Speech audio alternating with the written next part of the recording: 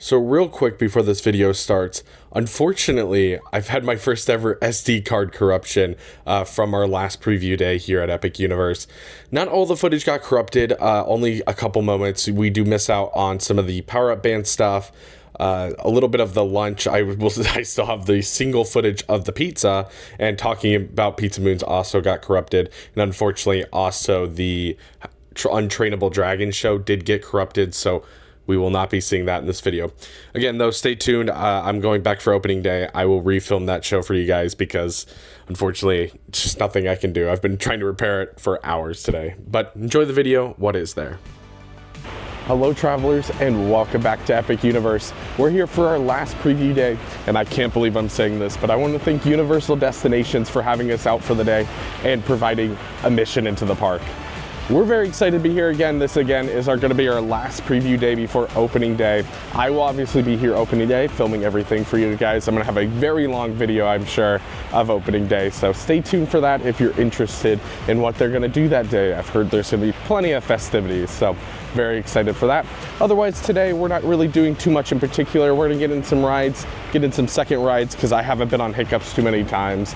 And we're also going to be messing with a lot of the interactive stuff, the wands, the bands, and all that good stuff today. They have opened up the walkway over here in front of Luna, and they do have one of these picture spots right here that is going to be like one of those selfie spots. They have one over in Berk. I don't know if this one's fully functional yet, but it will be over here. You click a button and it'll be added to like your photo pass. And this is just such a lovely view of Luna and the Kronos. And obviously we did do a video about all the restaurants, and soon I'll have a video up all about all the shopping experiences around the park. So if you're wanting to see the inside of Atlantic and all about it, go check that video out after this. With this being our longest day here at Epic Universe, with the opening being right at 9 o'clock, and that's what it just hit right now, all the way up to 8 o'clock, we are going to be checking out one of the breakfast options. We do have the Oak and Star Tavern, and they do have a breakfast menu in the morning.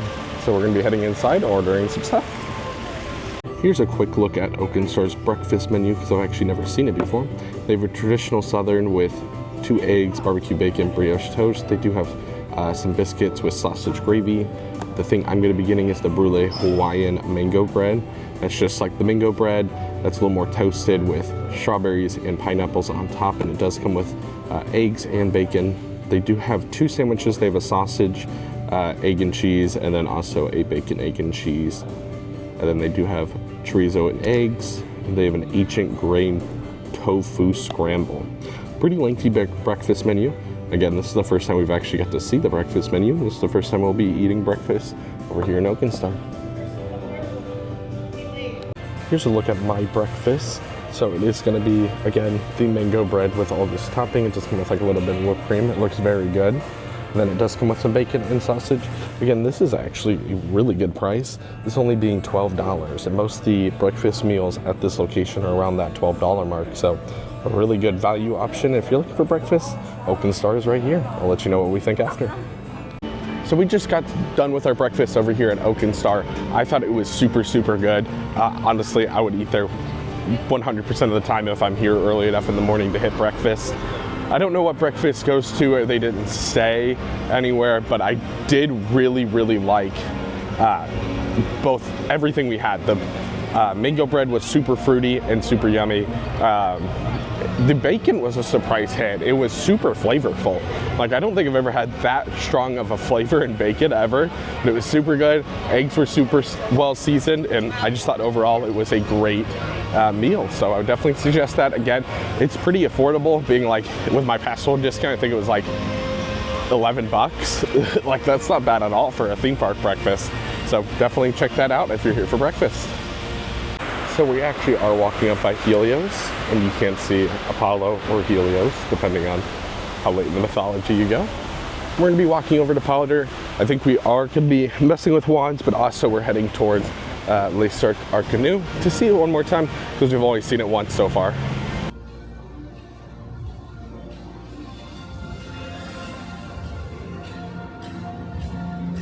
So we made our way back into Potter now. With the ride being closed today, obviously they posted that, and I believe they're doing some work to try to get it fully functional for opening day. And a little bit before, it is very slow back here. So making a great day for wands and wand playing around. But we are heading to Cirque Arcanus. This next show will be at 10 o'clock.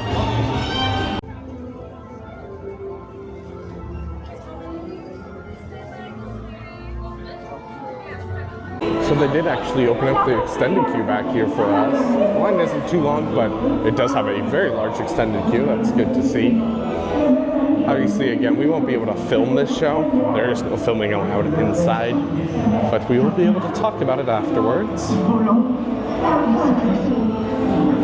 But I was excited they opened this all up because I wanted to see what was going on back here. There's a lot of shop windows that you can only see if you're in this line in the extended queue.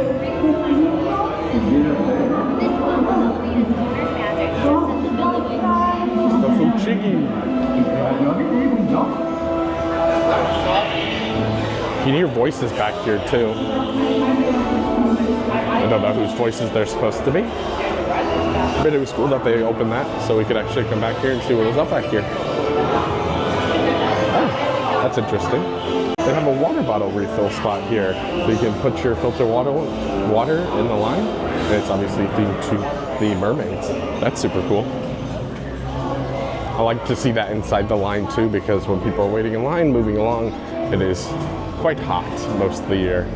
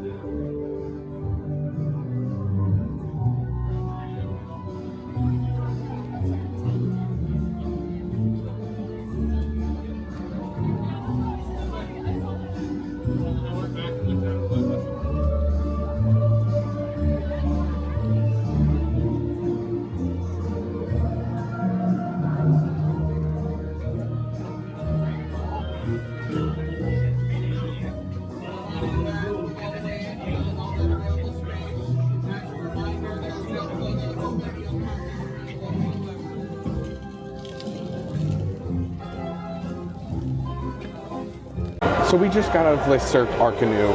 That is such a fantastic show. Honestly, it's hard to describe it without spoiling too much, so I'm not going to describe it super much, but I will say it's kind of a stunt show with some puppets, and it also, something happens halfway through that will blow your mind, and you won't expect what happens. The queue line for the show, I think, might be my favorite one in this park, other than Battle of the Ministry, but that's not really a fair comparison. But I just think the queue line's so cool. I like that tent feel. It continues through the pre-show and into the main room, that tent feel, but obviously we can't film in there at all. The pre-show is honestly probably one of my favorite parts of that show. It is done so well. The actors do it so good. And then obviously you come into the main room and you watch the main show. I don't think this is getting the rounds that should. This is probably the best show Universal has ever put on by a long shot. I think it's so great. I think it's so fantastic, and there's so many good actors in there that sell it so well. So if you're here at Epic Universe, Cirque Arcanus, on my opinion, is a must-do while you're here. So right over here is the exit to Cirque Arcanus. We are going to be doing some wand stuff. Originally it wasn't letting me do any of the quests, but then I was looking at it more, and now it is. So we're going to be walking around, I think, doing some of the quests, and I'll bring you guys along with me. So if you didn't know, with the 2.0 wands, they did add a new quest system and a lot of rewards and stuff in-app with it. So definitely, I always suggest get the 2.0 wands. Obviously, if you don't care that much about doing the quests and stuff, you can get one of the prettier wands. I like to see them do a few more of the wands in the 2.0, but we'll just have to wait and see. But you basically do quest lines to unlock different quest lines that lead to like a kind of like total giant quest line. If you want to see more about that, I did do both the main quest lines over at the other two parks. This is the first time I'm actually doing any here. Our first stop is actually right over here at this window. I actually lied. We're going to over by the Metro Flu. I read the map wrong. They do also have a live band that comes out over here. They actually timed it for us to be walking out of Cirque Arcanus, and they came out. They're super, super great. Honestly, one of my biggest things that I like about this land is the amount of live actors they have patrolling around. They have like the wizard cops, and they have different students from different schools, and then they have like the performers, the wand maker. There's just so many interactive characters, and that's one thing I just love about this park, is there's so much of that going on. So here's the start point. It does have 2 wand locations, so I'm not sure which one I'm supposed to do, so we're just gonna gamble on this one. Maybe? Oh, there it goes. Oh, that's not what I thought. Oh, so you pointed at different things and does different things.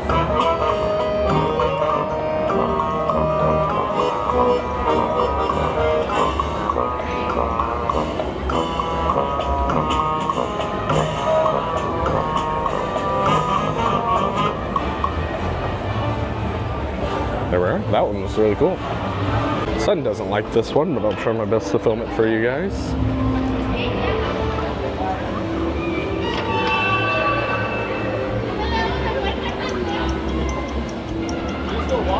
Seems to be a timed one.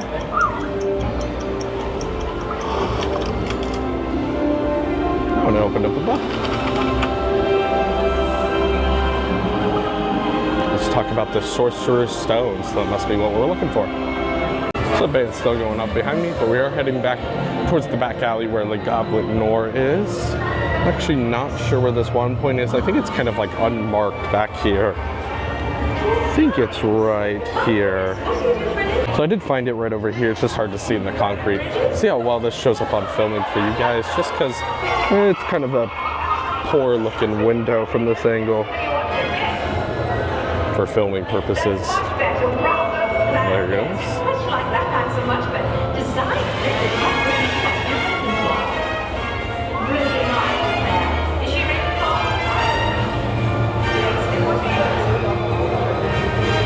I don't know how well you guys could see that, but Harry Potter did show up in like the little globe thing there.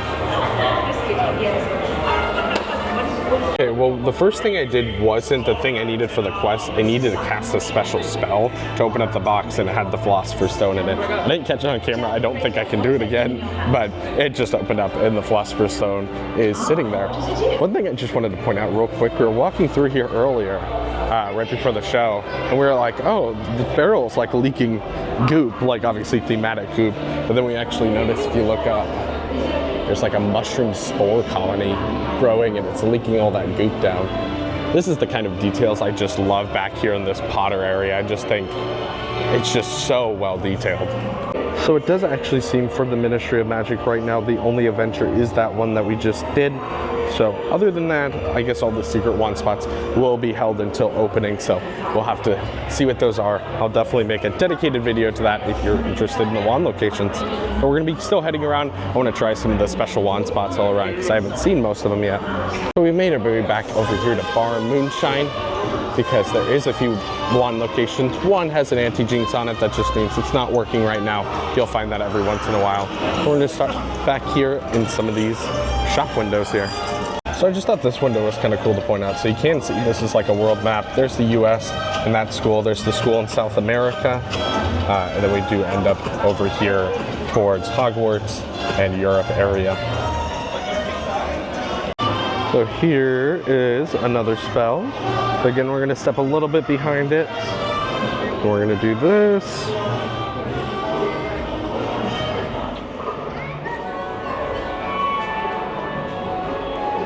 Be a little bit forward. There we go. Again.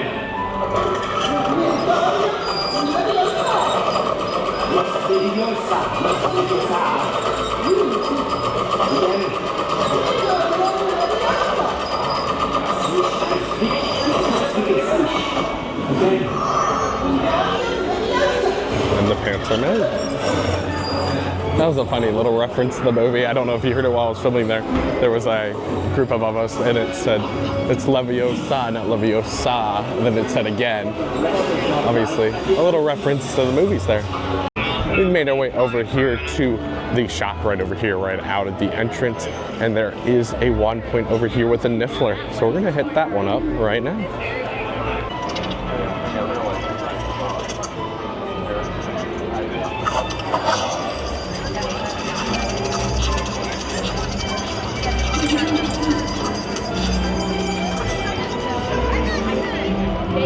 They're robbing the place. You can actually see a lot of nifflers in there. They're all like baby nifflers. There's some up above. And the one that drops all the coins. So there is one over here by the Metro Flu entrance that is the entrance to Ministry of Magic. I'm gonna do my best not to get wet on this one because it does spray a lot of water towards you. So I'm gonna jump backwards when I hit it. There it goes.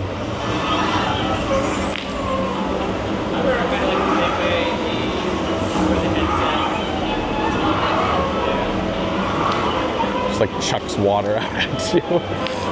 Oh, that one still hit me. That one's funny. It sprays a lot of water. I think that's hilarious. Right here at the front, right as you come in right here, we have another niffler. This is Lumos, so I don't know what quite this is gonna do.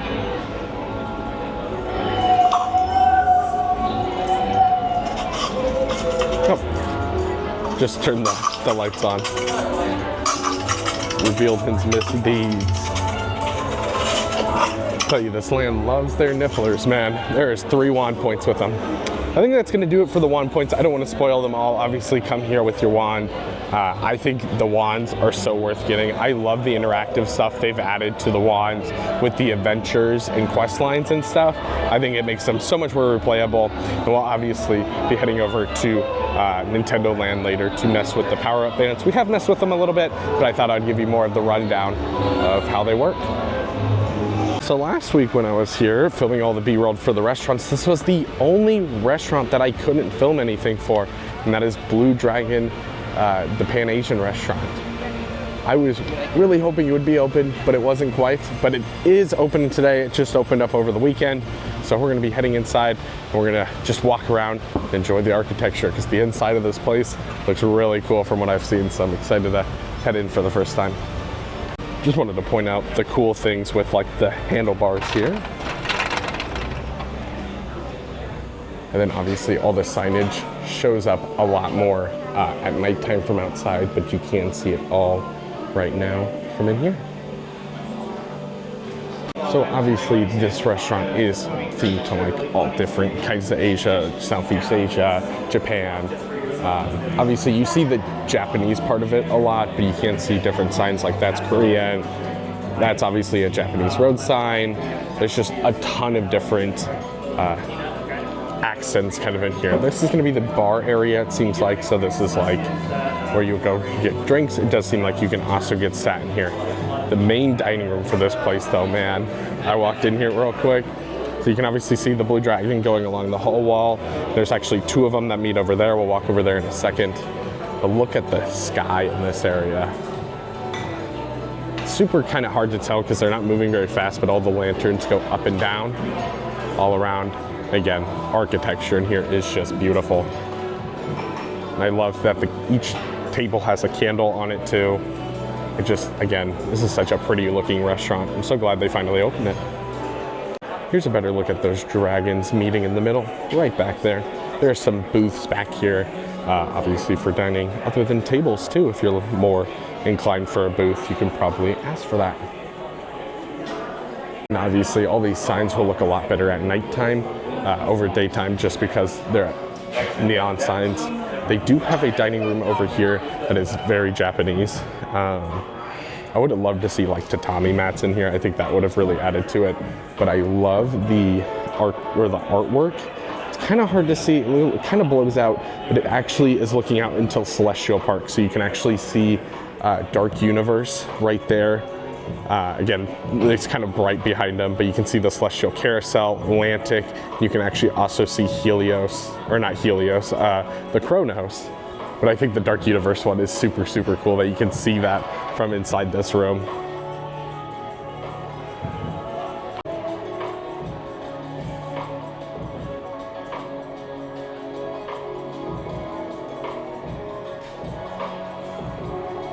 And if you're more inclined to sit outside, they do have some outside like bar areas, some really cool umbrellas, and then obviously they have the same thing on the other side without the bar, just seating. And then they do have like a little river that runs underneath the bridge right here. Well, I'm so glad Blue Dragon's finally open. It's like the only part of this park that I really haven't got to experience yet. So I was so glad to get in there. Again, just like Atlantic, that is going to be a finer dining restaurant. So it's much more expensive, around $35 a plate on average. You can find cheaper or more expensive. But the inside of that place is so pretty. Like, it's probably not great on camera. Like, I don't think it will come out the same with some of the lighting and stuff in there. And I also think it will look way better at night. But again, that place is just so pretty.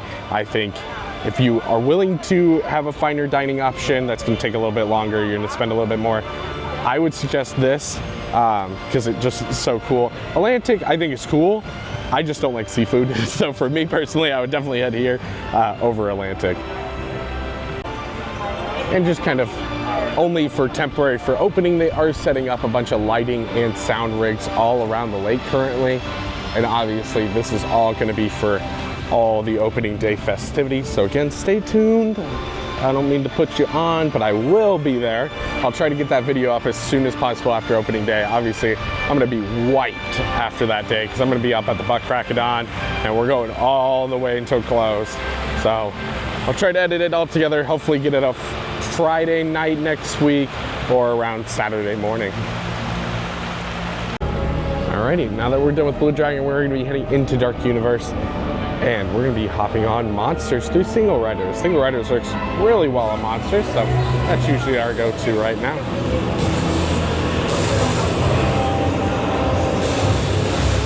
I've talked about this a few times before, but I think Darkmoor might still be my favorite land, even though I think Potter is the best land, and I think it's by far the most detailed and crazy. I just love this land. I wish it was a little bit bigger, but it's the same with the rides too. I think Potter is the better ride, but I like Monsters Unchained more.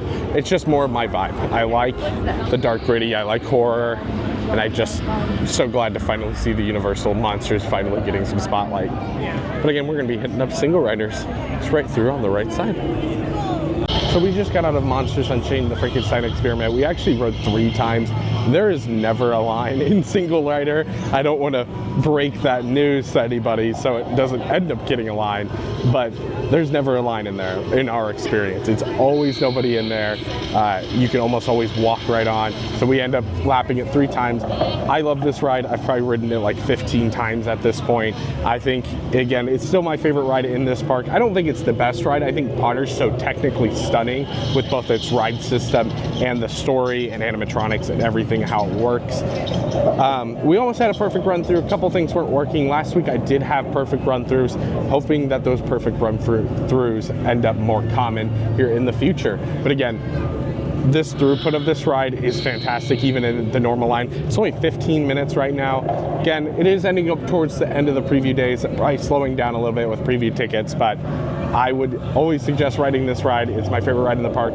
You'll probably get on it faster than you think too.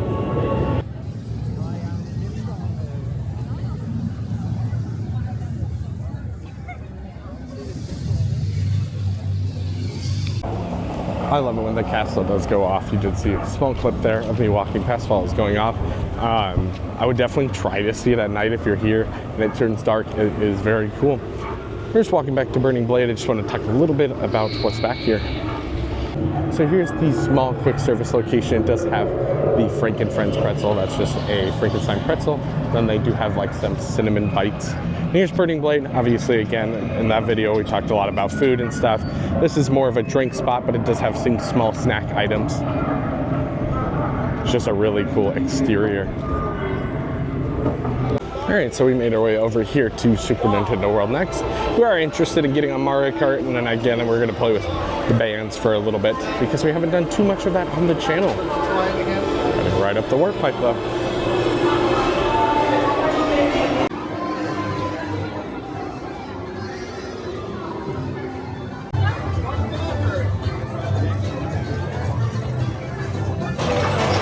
I still can't get over just how energetic this land is. It's just so amazing how everything looks. We're gonna be heading straight to Mario Kart because we're up here, so we might as well just get it done. We'll do a few of the band things, hopefully get on Yoshi because I didn't get on Yoshi last week either, so I'd like to do Yoshi. We're heading straight to Mario Kart for Bowser's Challenge.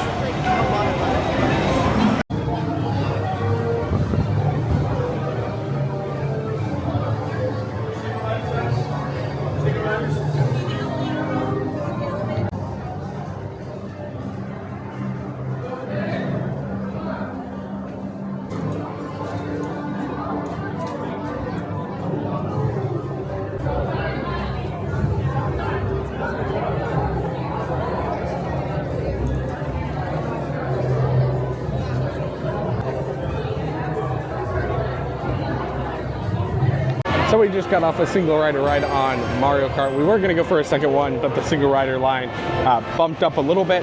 We did only wait about 2 minutes the first time, and I think that's honestly great. I love that ride. I've heard it's not getting the best reception from everyone. I think people are going in with the wrong idea of what kind of ride it is.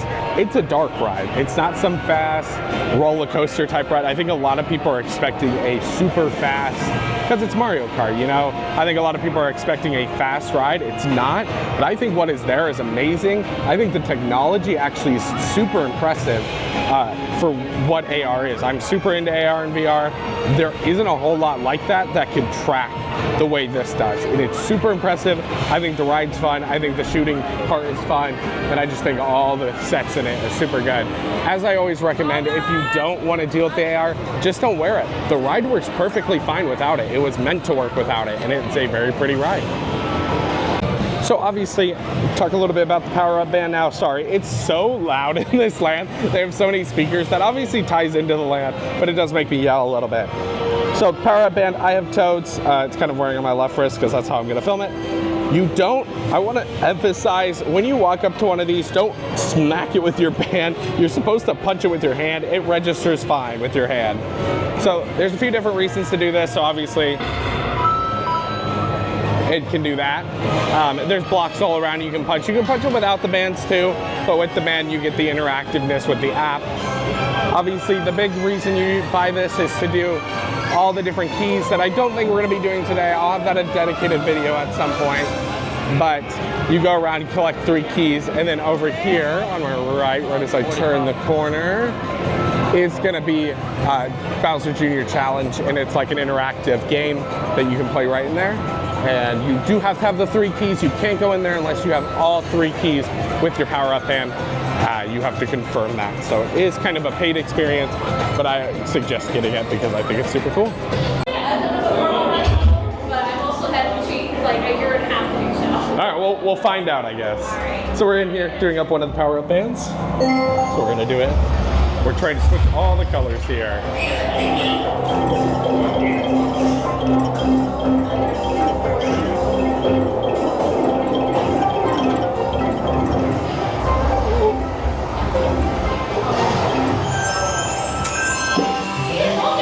First try. Yep. Perfect. Thank you. So we just got off Yoshi Adventure. Obviously, I've been on that a few times now. I really like it. I think this ride, this park needs more rides like Yoshi's Adventure. It's a nice little family ride. Everyone in the family can ride it. Even grandma and the little ones can ride it. I just think overall it's a fun ride. It's cute. It's not necessarily gonna blow anybody away, but I don't think every attraction in a theme park needs to blow you away. I think some just need to be filler attractions, suck up a lot of people. Yoshi's is that. I hope to see more stuff like that in the future. But again, I really like it. Would suggest getting on if it's not too long of a wait. Bye. Peace.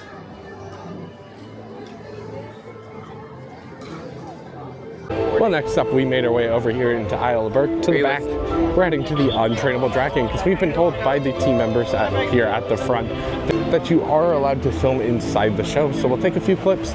I'll probably upload the full show separately, but we will be putting in the highlights of the show in this video here.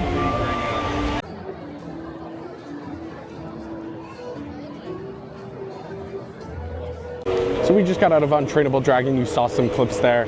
I'm really glad they've started allowing filming inside that show. It's obviously been filmed a ton over in the park in Shanghai, so makes sense that we're allowed to film it here now. I love being able to bring you guys obviously in with us too. I really like this show. I think it's a fantastic show. It's got a lot of wow moments in it, and I think that really drives the show forward, especially obviously Toothless and Hiccup flying above you. It's obviously probably the biggest wow moment, and it's super cool how much fog they pump into there, make it look like you're flying through the clouds kind of thing. And I really like the use of the screens throughout the entirety of the area, constantly kind of layering, making it feel more 3D than it is because it's kind of layered. I will say, it's a random, like, weird thing to say, but as soon as you walk into that building, if you're a big HHN person, it smells like Hornets. I'm sure they use the same fog that they use at Horror Nights, but it vividly makes me think of weirdly Dr. Oddfellow's house. It just smells like Horror Nights in there, and I think that's kind of just a funny tangent. But again, I love both the shows here. I would definitely try to watch both of them. Would love to hear which one you prefer more, but I do like this show a lot and would highly suggest it. So since it's an 8 o'clock close, it is getting close to closing time. Hello. We are going to be ending off our night here on Fire Drill with a 25-minute wait. We're heading down. Obviously, again, can't take you guys on, unfortunately. Neither would I want you to take you on with this camera because this one is not waterproof. This ride can get you very wet. I will give you a tidbit. You can get soaked on this ride, or you can stay very dry just depending on your actions throughout the ride. It tells you kind of in the queue, but if you hit the X targets, you're gonna get soaked. If you hit the fire ones, you'll be fine. But if you hit the X ones, you will get splashed back and you can get drenched on this ride. But we'll see you guys afterwards, but this is our last ride of the night.